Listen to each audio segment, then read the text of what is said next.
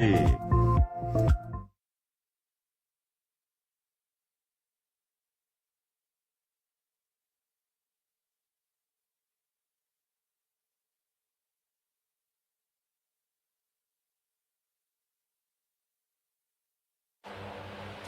continuamos con Perú Real y hoy día tenemos la presencia de una de las hermanas del expresidente Ollanta Humala, Katia Humala Tazo, Cusicoyor. Bienvenida.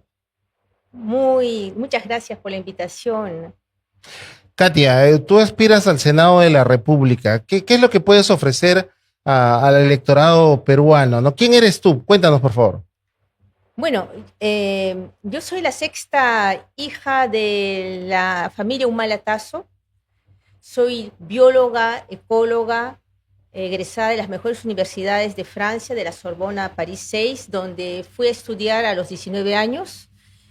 Muy comprometida con el Perú por mi profesión, con la especialidad en la agroecología de la maca, que es un cultivo olvidado, marginado hasta los años en que empecé la investigación en el 2000. La maca, ¿no?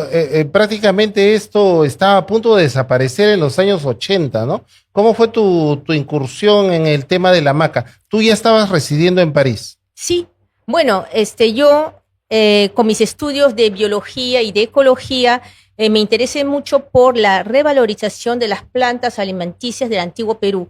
Y dentro de ese listado me di cuenta que habían plantas como la maca que crecían y que eran cultivadas a más de 4.000 metros. Eso me interesó bastante porque era algo muy original. ¿Pero te diste cuenta académicamente o tú ya consumías maca? No, al contrario, descubrí, me di cuenta que académicamente al ver mi listado me dije, ¿qué planta es esa? Me interrogó, ¿qué planta es esa que llega hasta los 4.000 metros? En ese entonces había leído el libro de Murra, un etnólogo estadounidense, profesor de muchos etnólogos franceses, que tenía la tesis de la agricultura vertical en la cordillera de los Andes. Es decir, que en cada piso ecológico había un cultivo y que esta agroecología o agricultura vertical terminaba a 4.000 metros, donde la maca crecía. Y es ahí cuando me interesé por la maca y leí a los cronistas, que sean viajeros franceses o cronistas peruanos y españoles, y todos pues hablaban algo de la maca, que era un nabo, una especie de nabo, que era un cultivo que solamente daba 4.000 metros, pero que servía como trueque con otras regiones más bajas. Entonces me interesé y con mi esposo, naturalista francés del Museo de Historia Natural, emprendimos ese viaje de descubrimiento y de revalorización de un cultivo olvidado. Tu esposo recientemente fallecido, ¿no? Sí. Era Pierre Olivier Combel, que había trabajado mucho en el Quebec Labrador con los indígenas montañeses del Quebec Labrador y que siempre ha seguido publicando y se enamoró de los Andes. Eso fue cuando nos casamos en el convento de Ocopa, en que descubrió por la primera vez la cordillera de los Andes. Y bueno. ¿Por qué te pareció que la maca era importante para los peruanos? Porque en leyendo decían que era un alimento muy nutritivo y también terapéutico, y que había hasta una veneración. Para la fertilidad, ¿no? También, claro, y también que actuaba en que en esas tierras de 4.000 metros la gente se reproducía muy bien, entonces tenía una incidencia en la fertilidad humana. Entonces eso me llamó la atención también por el piso ecológico de 4.000 metros. Fue un sacrificio para nosotros irnos hasta 4.000 metros, para mí y mi esposo, adaptarnos a 4.000 metros. ¿Se fueron a vivir? Claro, hemos estado en Junín, porque el cultivo de la maca en aquella época era reducido a algunas parcelas. Entonces yo temía, como las vicuñas, que fueran desaparecidas. Entonces me entusiasmé y quise sacar este cultivo y darlo a conocer de la marginalidad y ponerlo, pues incluirlo en la dieta del peruano, en la dieta de los niños, porque en la época incaica se servía de purga. O sea, ustedes fueron a Cerro de Pasco. Hemos estado en Junín y en Cerro de Pasco, por supuesto. Hemos estado con todos los pobladores, hemos hecho parcelas experimentales, hemos recorrido la región, hemos cultivado maca, hemos sacado semilla. En la pre-entrevista tú me decías que tu padre don Isaac Humala Núñez, quien también es candidato al Congreso, ¿no?, en estas elecciones, él te había informado de que Naciones Unidas había hecho una investigación ya hace muchas décadas sobre los cultivos olvidados de los Andes. Cuéntanos esta situación. Bueno, mi papá, como buen lector y muy curioso de nuestros productos y de nuestra historia, me había más bien informado que Antúnez de Mayolo había escrito La nutrición en el antiguo Perú y que él tenía un libro. Entonces, eso fue la llave porque me lo trajo a Francia. Me dijo, hija, aquí te doy este libro de Antúnez de Mayolo, hijo del ingeniero Antúnez de Mayolo que hizo la hidroeléctrica del Mantaro. Claro, entonces yo misma, sabio, ¿no? Claro, el sabio, entonces yo misma fui, cuando ya vine a Lima, lo fui a visitar a Antúnez de Mayolo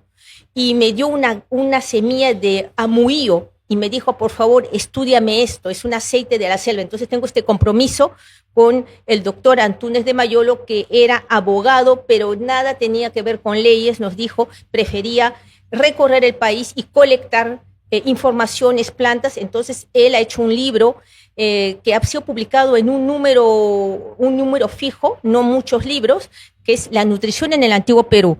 A raíz de eso, yo ya me puse en contacto con Estados Unidos, donde supe que había el libro Lost Crops of the Incas para el Colegio de Ciencias de Estados Unidos, eran los cultivos olvidados de los incas. Eso era en los años 80, 85, 86. Después, en 1992, la FAO publica Los cultivos marginados 1492, una nueva perspectiva. Entonces, ahí también ya había un estudio en el que ya el cultivo de la maca no era olvidado, pero era marginado. Entonces, a partir de eso, yo empecé ya a desarrollar mis trabajos de investigación, mi tesis y ir al terreno y efectivamente promocioné la maca en Francia, en la Casa de América Latina, hice una exposición presentando la región de Junín que nadie conocía y la maca, tierra de la maca, ¿no? Y después... Ahora tú, bueno, tienes 6 hijos, ¿no? Con este ciudadano francés que, bueno, lamentablemente ha fallecido, pero él te ha dejado pues un gran legado, ¿no? 6 semillas de amor, ¿no? Incluso tú has tenido gemelos, ¿no? Exacto, exacto. Y hay una anécdota, efectivamente tengo 6 hijos, todos son estudiosos y espero que se comprometan con sus países. Gemelas has tenido, ¿no? Al final sí tuve gemelas y mi hermano Yante, el expresidente, me decía, hermanita, tenías que estudiar la maca, pero no consumirla, porque 6 hijos es bastante importante, ¿no? Bueno, mis padres han tenido 7, pero bueno, ahí estamos, una familia pues que... como la educación que yo he tenido, doy esa educación esmerada a mis hijos y que, bueno, que continúen sus carreras científicas. Tus hijos viven en Francia, ¿no? Pero ellos comen productos naturales, comen quinoa, kiwicha, cañigua, porque, por ejemplo, tú nos hablas de la maca, ¿no? Como un centro energético, como una figura, pues, para los jóvenes, ¿no? Uh-huh. Pero también está, pues, la quinoa, que yo sé que ahora es popular en el mundo. Pero en Francia, la kiwicha, la cañigua, que son tan importantes para los estudiantes como fuente de omegas, ¿son conocidas? Menos, se puede encontrar, pero no se puede decir que están difundidas, todavía falta difusión en algunos mercados muy específicos, pero la quinoa sí. La quinoa ha tardado como 30 años para que pueda estar aceptada en Francia. Pero la que llega a Francia es la quinoa boliviana. Boliviana, exacto. No la nuestra, ¿no? Sobre todo la quinoa boliviana, porque los franceses hicieron una asociación tripartita ya en los años, cuando yo estuve en Bolivia, estuve en los años 2000, ya los franceses habían empezado a trabajar desde los años pues 85 y duró mucho tiempo hasta que la maca fue aceptada, la boliviana, ¿no? ¿Y la kiwicha la usas? Yo, claro, yo siempre, bueno, no. Tú eres ayacuchana de origen, ¿verdad? Mire, yo tengo sangre ayacuchana, sangre aymara también y, bueno, sangre italiana. Entonces, por su mamá, ¿no? Por doña Elena Tasso, ¿no? Que sanmarquina, abogada, también pedagoga, ha fallecido hace poco, ¿no? Bueno, sí, más o menos unos años. Hace 3 años. Hace 3 años, ¿no? Bueno, vienes de una raíz muy fuerte, pues, ¿no? Los Humala ahora han tenido un presidente de la República, han tenido un candidato muy controversial que ahora no está en carrera, ¿no? Antauro, pero tú estás dando, pues, el nuevo paso, ¿no? De que hay como decía tu papá, mis hijas también son competentes. Bueno, mi papá y mi mamá nos han dado una educación muy esmerada. Soy egresada del franco-peruano, hablo el francés, hablo también el inglés, he aprendido el alemán, algo, y estoy ahora pues incursionando en el quechua. Tengo que esmerarme más en el quechua y en el aymara. Sí, bueno, yo soy la nueva alternativa de la familia Humalatazo, soy madre de familia, profesional, con ejecutoria, con justamente la MACA, los estudios de la MACA y la conservación y protección de la naturaleza. Trabajamos siempre para desarrollar el país. No hace mucho he hecho una carretera que justamente hace que otras propiedades en Ayacucho del Sur puedan tener acceso, ¿no? Y saquen sus productos. Y bueno, siempre trabajando en bien y para el bienestar del Perú. Así hemos sido educados. Muchas veces las madres, Katia, en su gran amor por sus niños, le dan lo mejor en la alimentación y siempre está presente estos alimentos de los incas, ¿no? Pero hay tantísimo que hacer. Hablábamos del sanqui también, que es una fruta ayacuchana, ¿no? Justamente de la zona donde son ustedes, de Coracora. Claro. Y que se ha ido desarrollando, se ha redescubierto, ¿no? Desde el año 2006 como una gran posibilidad. O sea, en pleno siglo XXI tenemos, por ejemplo, el sanqui como una nueva alternativa para el uso de todos los peruanos. ¿Qué te parece la experiencia del sanqui? ¿Has probado sanqui? Bueno, yo he probado el sanqui. Mi esposo se ha dedicado más a estudiar la floración, en qué momento se florece, y lo que vemos es que el sanqui está en terrenos de Ayacucho del Sur donde son áridos, donde no necesita agua, porque justamente ellos tienen una formación que almacenan el agua. Entonces, ahí donde no hay nada, también tenemos el sanqui. Justamente te comentaba que había hecho una carretera de 1,5 kilómetros en pleno cerro. O sea, tengo mi pequeño Machu Picchu, tengo mis zigzags, porque bueno, hay que llegar desde la altura de 3.000 y bajar a 2.700, y justamente era un terreno de sanqui. Entonces estoy contenta porque estoy admirando esa obra y vamos a replantar los sanquis, y también los moyes, que es de esa altura, y el yoque con el que se hacía la chaquitacya. Sí, tú me decías que el sanqui, por ejemplo, y hay una experiencia del gobierno regional de Huancavelica que ayuda a evitar la erosión de los terrenos. Total. ¿No? Y se ha hecho repoblamiento en Sanquipampa, en Guaitará, te decía, y se consiguió dinero del extranjero. En realidad, qué generoso es el Perú, ¿no? Que nos regala el sanqui. Exacto. Tú también conoces la racacha, ¿no? ¿Qué nos puedes decir de la racacha? Bueno, la racacha es una de las tantas raíces, tenemos 30 y tantas raíces en Perú, y también da en la región de Ayacucho. Me parece que no es muy difundida, no la he visto mucho en los mercados, quizás también...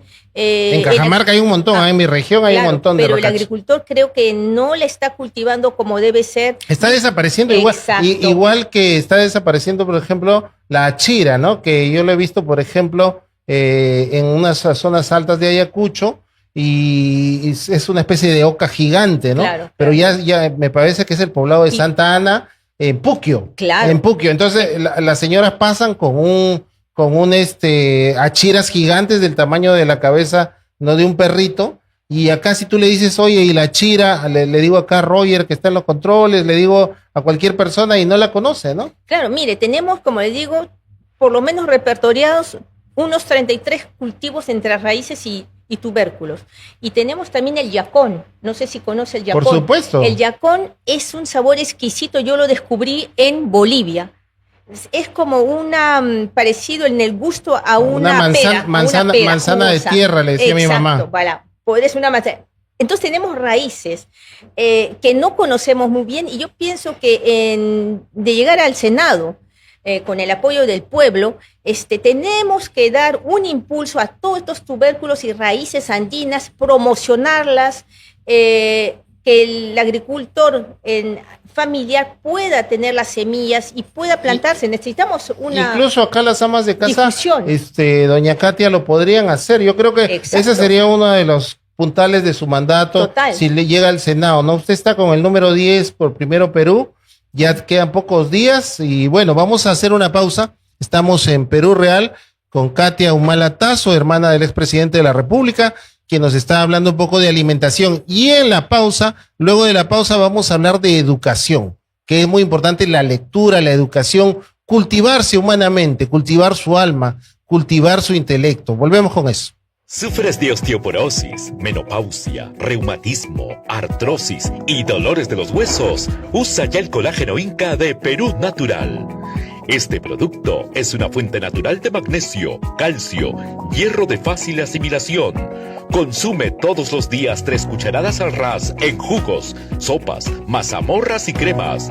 También es ideal para niños en crecimiento y embarazadas.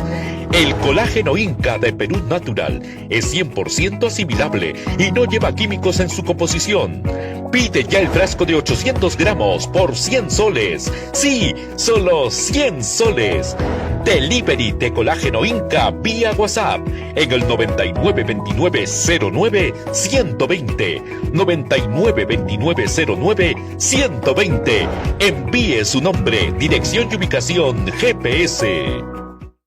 La psoriasis ya tiene solución con la crema Sanki de Perú Natural. Úsela por las noches y obtenga resultados desde el primer mes.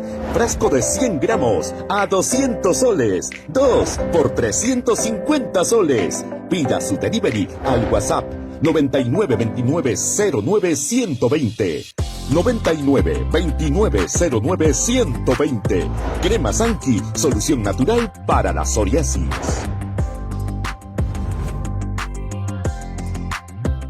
Perú Natural envía sus productos estrella a todas las provincias del Perú. El pedido mínimo es de 100 soles. Deposite este monto en la cuenta del Banco de Crédito BCP 193 196 40 59 00 78.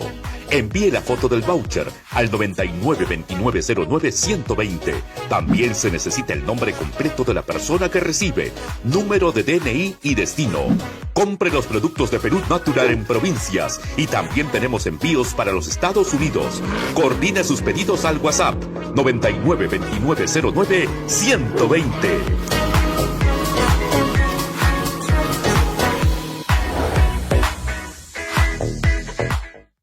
El champú Sanki Sábila es un crecepelo natural súper efectivo. Pida ya la oferta de champú Sanki Sábila para toda la familia. 2 frascos de litro por 100 soles. Incluye delivery. Pedidos al WhatsApp 992909-120. 992909-120. Envíe su nombre, dirección y ubicación GPS. Bueno, qué diferente sería el Perú si los políticos se dedicaran a contribuir con la gente en lugar de a pelearse entre ellos, ¿no? Hemos visto los debates presidenciales, hemos visto las vacancias. En realidad, qué pérdida de tiempo cuando hay tantísimo que hacer por nuestro querido Perú. Eso es lo que vamos a tratar de tener invitados que contribuyan, que nos den buenas ideas, que nos den buenos ejemplos, y ya usted decidirá, pues, si le da su voto. Doña Katia, sí. Usted me decía que en casa había la obligación de leer 2 horas al día por parte de don Isaac. ¿Cómo fue esto? Bueno, en casa de la familia Humalatazo teníamos que ser muy disciplinados. Teníamos un horario durante las vacaciones, un horario para despertarse, porque cuando uno está en época de colegio, bueno, ahí está el horario hecho, ¿no? Pero siempre, mismo en vacaciones, teníamos que acatar una serie de obligaciones y tener muchas responsabilidades. La lectura era una de esas obligaciones, el deporte también, el también estar en las visitas, con las relaciones con la familia también. Y claro, las conversaciones, el análisis de los problemas, el escuchar a mi padre, a mi madre, y muchas visitas, muchos intelectuales. ¿Desde cuándo empezó esa obligación de Ollanta, de Ulises, de Antauro, de Katia, de Imazuma, ¿no? No me sé todos los nombres de la familia de los hermanos Humalatazo, pero ¿desde cuándo empezó su papá a ponerles esas 2 horas de lectura diario? Bueno, teníamos nosotros que desde que ya sabíamos leer, vamos a decir entre 5 a 6 años, empezar por las fábulas. Conocer las fábulas y las moralejas de memoria. Teníamos las fábulas de Esopo, gran filósofo del siglo... La zorra, las uvas que están verdes, Exacto, ese tipo de historias. Claro, y como teníamos también la educación francesa, lo sabíamos en francés, y eran las fábulas de La Fontaine. Entonces teníamos las fábulas de Samaniego, las fábulas de Sopo, las fábulas de La Fontaine, y como ya estamos en un colegio bilingüe, en el caso de los 4 últimos de la familia, teníamos que conocer en francés y en español. Incluso mi padre, para que desarrollemos bien y tengamos fluidez en el francés, nos dio como medida de hablar francés entre nosotros, para que podamos ejercitarnos en el francés y ser totalmente bilingües. También hacían, usted me ha contado, viajes familiares, por ejemplo, a mi tierra, Cajamarca, sí, donde acampaban y recitaban a Hamlet. Exacto, es decir, que nosotros también hacíamos unas excursiones familiares, pero no solamente de nosotros, con otras familias más que eran numerosas. Entonces ahí teníamos una amistad entre los niños, los jóvenes, y viajábamos siempre con música andina y con lecturas. Uno de los hijos tenía que leer y mi madre nos corregía la puntuación, la entonación. Entonces era una continuidad de aprendizaje. Y habían debates entre los hermanos, entre Ollanta, por ejemplo, que leen la historia, no sé, pues, ¿no? Justamente del Ollantay, ¿no? Que era la historia de este guerrero inca. Sí, también había polémicas, debates, intercambio de ideas, siempre positivo, y mi padre siempre guiándonos junto con mi madre. O sea, de los hermanos, ¿quién ganaba los debates más seguido? Bueno, depende. Ulises era bueno en argumentación, Ollanta también. Bueno, cada una depende de las lecturas, ¿no? Por ejemplo, a Antauro le gustaba mucho las lecturas de los guerreros. Tenía un apego por las epopeyas guerreras, ¿no? O Ulises era más el ajedrez, era buenazo en ajedrez. ¿Usted está de acuerdo con los planteamientos de Antauro de los fusilamientos para los corruptos, por ejemplo? Bueno, yo tengo otra posición, pienso que no es necesario fusilar, yo soy respetuosa de la vida, y bueno, él tendrá pues que argumentar por qué quiere fusilar, yo simplemente respeto, son sus ideas, pero yo no vienen en mi caso, no están presentes. No está sedienta de sangre, Katia Humala. No, yo estoy sedienta de progreso, de bienestar, de dar nuevas alternativas, porque yo misma me considero la nueva alternativa de la familia Humala Tasso, conciliadora, unificadora y progresista. O sea, tenemos que ejecutar y ordenar la casa para poder desarrollarnos, ¿no? Usted ha recorrido ya el Perú en esta campaña, sí, al Senado, ha estado en el Cusco recién. ¿Cómo le ha recibido la gente? Mire, yo estoy recorriendo, acompañando y fortaleciendo la candidatura de nuestro candidato Mario Vizcarra, en distintas regiones del Perú, y me ha permitido conocer, y por ejemplo desde Chiclayo, Trujillo, Ayacucho, Piura, ahora último Ica, Cañete, y después ahora último Juliaca, Puno, hasta Cusco, hemos hecho mítines, hemos convocado y la gente nos ha recibido con mucho afecto, nos ha aceptado, ha habido mucha población que nos ha seguido, y yo encuentro que esas son las verdaderas encuestas. Se ha criticado muchísimo la gestión del presidente Vizcarra y algunos sectores lo señalan como el responsable de las 100.000 muertes. Usted estaba en París en los momentos de la pandemia. ¿Y cómo se vivió eso? A veces yo le comento, veo, cuando estoy en Chile, veo que son súper críticos con los chilenos. He escuchado los canales de España y dicen, este es el país más atrasado de Europa. Es como que todo el mundo tiene el síndrome de una crítica feroz contra sí mismo, ¿no? Exacto. Pero ¿cómo fue en Francia? Porque acá sí veíamos, pues, efectivamente que muchos peruanos morían en enormes cantidades en los hospitales. ¿Y en Francia cómo fue? Igual. Yo pienso que ha sido una situación crítica mundial, en la que la Organización Mundial de la Salud era la que jefaturaba eso, la que daba las directivas, y eran muy contradictorias como directivas. ¿Usted se vacunó? No, yo no me vacuné. No me vacuné porque como docente universitaria no estaba obligada, y eso creó bastante polémica en Francia, porque decía, ¿por qué algunos sectores los obligan y no a otros sectores?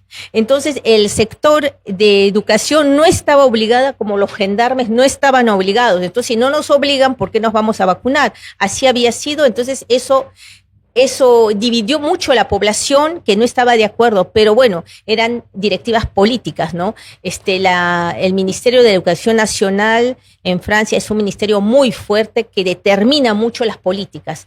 Entonces, bueno, eso es otra cosa, pero la cuestión es que la hemos vivido muy mal en Francia, estábamos encerrados. ¿Cuántos meses estuvieron encerrados en París? Como toda la pandemia. Los negocios. ¿Cuántos meses? Más de 3 meses. Todos los negocios estaban cerrados. Ha habido bancarrotas de personas que tenían restaurantes. No se podía comer. O sea, estamos encerrados, como en Perú, totalmente encerrados. Y con muertos en gran cantidad. Y cada día, claro, como en Perú, y cada día se ponía, han muerto tantos, Entonces la población estaba hasta asustada. Eso bajaba nuestras defensas que ya no querían ni saber nada. Y el presidente nos aterrorizaba. El presidente Macron decía: estamos en guerra contra un enemigo invisible, un virus. O sea, estábamos igual que Vizcarra.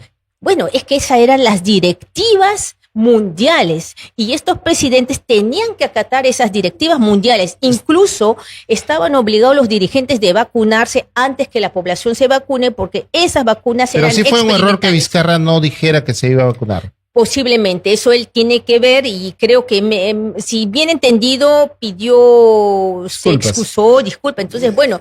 Una cosa final, doña Katia, ¿no? La número 10 al Senado por Perú primero, al Senado de la República, tenemos poco tiempo para eso, pero ¿qué tan importante fue el deporte? Yo sé que usted ha sido una campeona, ha tenido bastante énfasis en lo que es el básquet, ¿no? Igual claro, que su papá. Exacto. Bueno, en la educación que hemos tenido en casa, y yo pienso que eso debe ser, tienen que haber el equilibrio entre lo intelectual y el aspecto artístico y deportivo. Y no eso todo es leer, también hay que jugar. Claro, exacto, no todo es leer. Como decía mi mamá, oye, estudias, no te voy a dar surmenage. Siempre decía mi mamá, acuéstate temprano. Entonces, el deporte me ha ayudado mucho, el arte, la pintura, la música, y claro, el básquet, la natación, y he sido pues capitana del equipo con el número 10 en el básquet, en el franco peruano. Y ahora es la número 10. Y soy la número 10. En la carrera del Senado peruano. Incluso en la universidad en Francia, en la Universidad Científica Pierre Marie Curie, que es ahora Sorbona, también fue la número 10 en el equipo universitario en las competencias interuniversitarias internacionales. Un mensaje en 30 segundos para los votantes que quieran apoyarla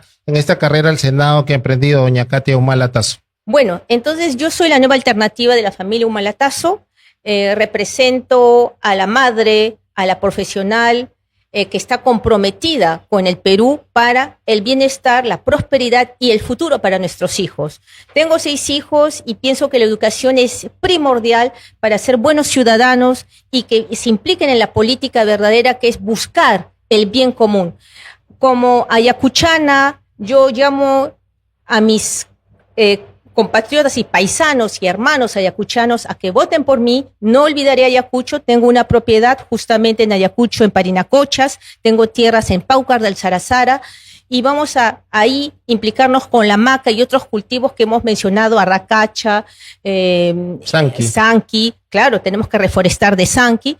Y también ya hago un llamado a mis compatriotas binacionales, franco-peruanos, y peruano-italianos, porque tengo sangre italiana, tengo nacionalidad francesa por educación y matrimonio, y también sangre aymara. Entonces, yo pienso que el jus sanguinis es muy importante, el comprometerse hasta genéticamente con su pueblo.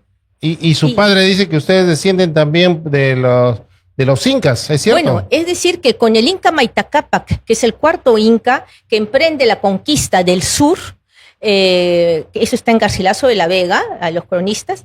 Entonces ahí nosotros, después de unas luchas en que él está por Camaná, por Alca, llega a Parinacochas y ahí a Pumatampu, y lo acogemos con entusiasmo, y él nos recompensa en darnos a su ñusta de la Yahuasi, de su panaca, para que se case con el curaca Humala.